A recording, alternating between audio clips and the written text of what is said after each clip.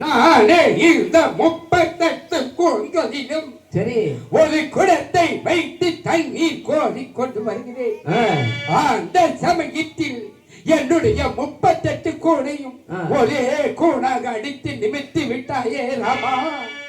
நானே மந்தாரை என்று சொன்னால் சரி, எந்த ஒரு காலத்திலும் உன்னை நான் வனவாசம் அனுப்பவில்லை என்று சொன்னால் என்னுடைய பெயர் என்ன மந்தரை, என்னுடைய பெயர் என்ன மந்தரை.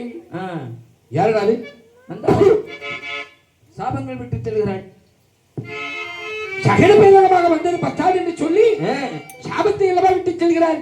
ஏப்பா, தாங்கள் அரசகுமாரர்கள் ராஜகுமாரர்கள் வீதியில் இருக்க வேண்டாம். சீக்கிரமாக என்னுடைய பாடசாலை புறப்படுங்கள் புறப்படுங்கள் புறப்படுங்கள் புறப்படுங்கள்.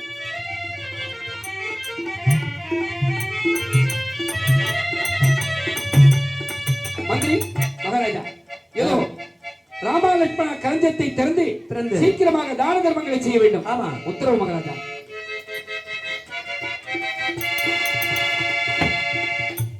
ஏய் சேவகன்.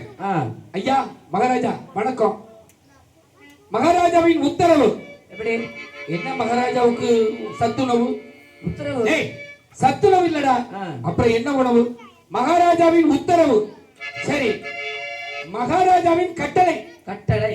ஓஹோ, மகாராஜா கட்டளைக்குள்ள. டேய், கட்டளைன்னு சொன்னா கட்டளைங்கிறியே. ஆமா, சோதமலை படுத்துக்கிட்டாராம். இப்ப என்ன செய்யணும்னா, டேய் ராஜ்வால் சொன்னாங்க.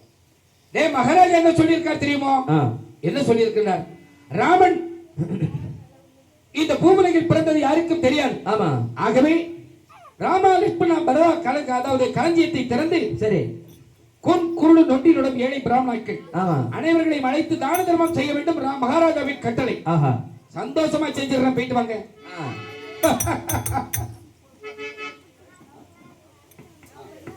என்ன அதாவது தானா தின்னுட்டு வீணா போகக்கூடிய காலத்துல இந்த காலத்துல தானம் வேற, தயவு வேற, ஈவு வேற, இறக்க வேற.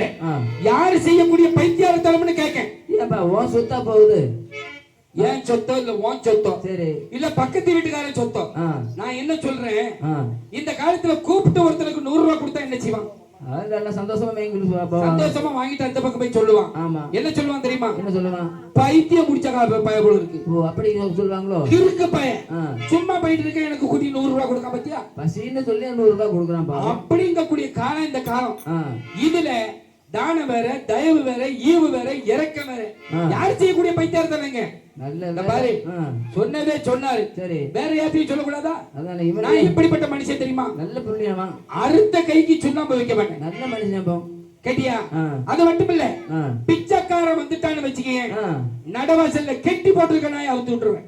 அப்படியாப்பட்ட தர்ம புண்ணியவான் அடிக்கட்டு நம்ம பேரு புகழ கேட்டுக்கப்பா. சரி சரி. அது மட்டும் இல்ல, எச்சி கைய கொண்டு காக்க வரட்ட மாட்டேன். நல்ல மனுஷன். இந்த உலகத்திலேயே தர்ம புண்ணியவான யாருன்னு கேட்டா நன்னம். ஆமா, அதனால என்கிட்ட வந்து சொல்லியிருக்காரு, நான் தர்மம் செய்வேனா?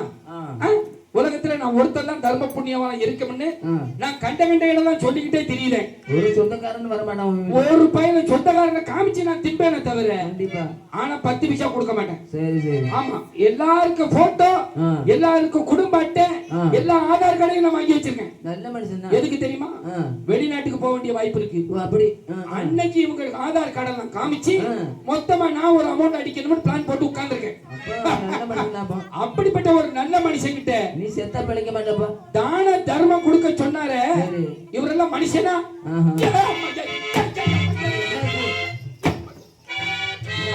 நிலவு வந்துச்சு இவனுக்கு. உதவுழுது என்ன? சும்மா திருப்பி திருப்பி போட்டு அடிச்சுட்டு கிடக்கான். என்னாச்சு? ஏன்னா இந்த மழை விழுந்து ஒரு மூச்சு புயல் சுனாமி வந்தில்லையே. ஆமா ஆமா, அந்த சமயத்துல ஒன்ன கொண்டு போகலையோ? அப்படி கேக்குற, சுனாமி என்ன கொண்டு போகலையா? ஆமா, ஏன் ஒன்ன முதல்ல கொண்டு போயிருக்கணும். ஏன்னா தர்ம புண்ணியம் ஒன்ன மாதிரி பட்சம் இந்த உலகத்துல இருக்க போய் தான் தானமும் இல்ல, தர்மமும் இல்ல, எங்க பார்த்தாலும் நீதியும் இல்ல. ஒரு பக்கம் 5 பைசா கொடுத்து 5 லட்சம் சம்பாத்தியம் பண்ணிட்டு அதர்மம் தலைவிரிச்சு. அப்படிப்பட்ட அதர்மம் தலைச்சி ஓட்டிட்டு இருக்குன்னு சொன்னா அதுக்கு காரணம் முதல் நீதான். இவன் தான் காரணம். இவன மாதிரி ஒரு 4 பேர் இருந்தா போறாது. ஏல ஏல மகாராஜா வீட்டு சொத்து தானே? ஆமா ஆமா, அவரு தான் அள்ளி கொடுக்க சொன்னாரு. ஆமா, அப்ப கொடுக்க வேண்டியதானே? ஏல மகாராஜா சொன்ன உடனே நம்ம கொடுத்துட முடியுமா? ஆமா. ஏன் உன் கையால குடிச்சான்னா பாரு, 4 பேருக்கு தர்மம் செஞ்சா நம்மள பைத்தியக்காரன் தான் சொல்லுவான். முதல்ல உன் கையம் பச்சை மட்டை வச்சு கட்டணும் பாத்துக்கோ. அப்பதான் தர்மம் தலைக்கு வாங்கும். பாரு, நான் உனக்கு ஒண்ணு சொல்றேன் கேட்டுக்கோ. நீ இன்னைக்கு நல்லவன், 4 பேருக்கு ஒரு ரவுடி, 4 பேரு கிடைத்தவன், 4 பேர் வாழ்க்கையில மண்ணள்ளி போட்டவன், அப்படி இல்லை நீ பேரு கேட்டு நீ நாளைக்கு செத்துட்டேன்னு வச்சுக்க, உன் கல்லறைக்குரிய தேடி வந்து நின்னுகிட்டு 1க்கு 2க்கு இழுத்துட்டு போயிடுவான் பாத்துக்க. அப்படியா? ஆமா, நீ தர்ம புண்ணியமா 4 பேருக்கு நல்ல ஒரு பேர் எடுத்து, ஐயோ தர்ம புண்ணியமான செத்து போனானே அப்படின்னு நீ தர்மம் செஞ்சவன் இருந்தா உன் கல்லறைக்குழியில வந்து பச்சியை கொளுத்தி வச்சு கும்பிட்டுட்டு போவான். ஆமா. ஓஹோ, இதுதான் தர்மத்துக்கும் அதர்மத்துக்கும் உள்ள வித்தியாசம். கண்டிப்பா தம்பி, கடுகு சிறுத்தாலும் காரம் போகாதுன்னு சொல்லுவாங்க. ஆமா ஆமா. நான் வளர்ந்ததும் பருத்ததுதான் மிச்சம்.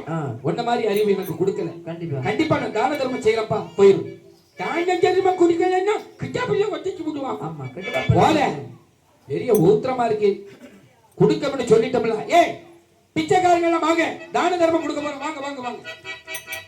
பிச்சைக்காரர்கள் பாருங்க, நீங்க நல்லா கேளுங்க. பிச்சைக்காரர்கள் பாருங்க, நீங்க